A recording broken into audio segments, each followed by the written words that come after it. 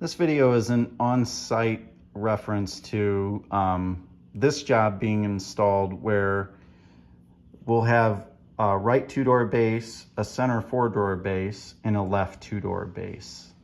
So those units that come in individually with a wood top, 2-inch build-up that would go on top. And then lastly, we will install the bookcases and the flat bridge up at the top and bind all those together in place and then wrap the crown molding. So I'm gonna start by going over the trim intersection plan.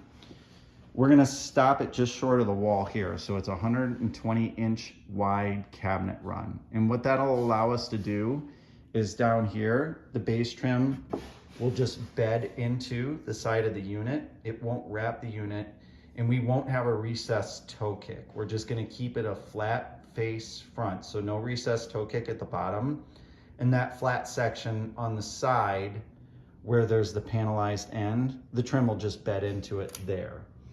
Now this laser line shows how the crown molding is going to cut here with an inside corner. So that inside corner is gonna miter, and then it's gonna follow outside corner and then go across the face of that 13-inch deep section, the outer left part of the bookcase.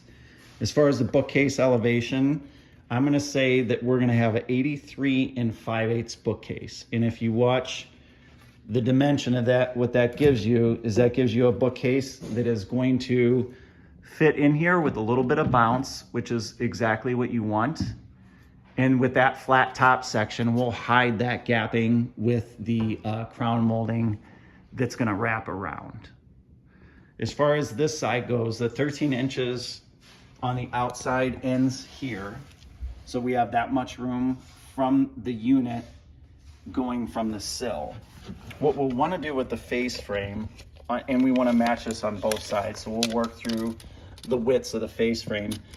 Even though it's an inset door, you don't want it anywhere near this sill. So what I would recommend is the face frame should be anywhere from 2 to 2 1/4. That way when you swing the door open here, it's not, it would of course hit here, but we'll have it far enough away that the swing of the door is not limited. So that's just something to keep in mind. I think that we would be best served to go with either 2 or 2 1/4 there, but we'll sort all that out. It's just something I wanted to point out in the video. With a 14-inch deep top here over the 13-inch deep base, that's where that'll end. And it's actually relatively square here. So I will site cut to try and hug it against the wall before it's installed. But this is really good. The way that this corner works out, it's almost a perfect 45. So that is a 26 3/4 2-door base with inset doors, and then a 56.5-inch wide 4-drawer base in the center, and a 26 3/4 2-door base on the left. With the center, what I've marked as the outlet location and the coax location, and on my template, I have the elevations marked as well. As far as power going to the media drivers or anything like that, you have it there. So you would want your media drivers or your consoles or whatever needs power tucked away in that unit. You will need an outlet here, and what I would recommend is doing a recessed media and power combo. That's one that goes into the wall, and then it'll have a port on the one side for your HDMI cables, your coax, and then on the left side it would have power. That'll give power to the display. So we will need an electrician to run an outlet up there, and then we would pull that through the flat back panel that is behind that center unit.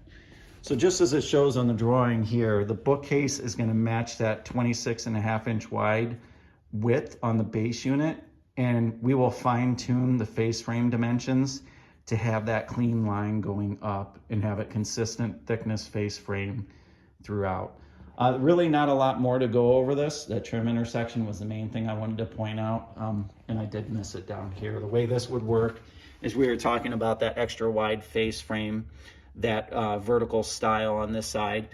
I would just cut the base trim so the unit could go in, and then the base trim will bed into the face frame of the unit on this side. And that's really it.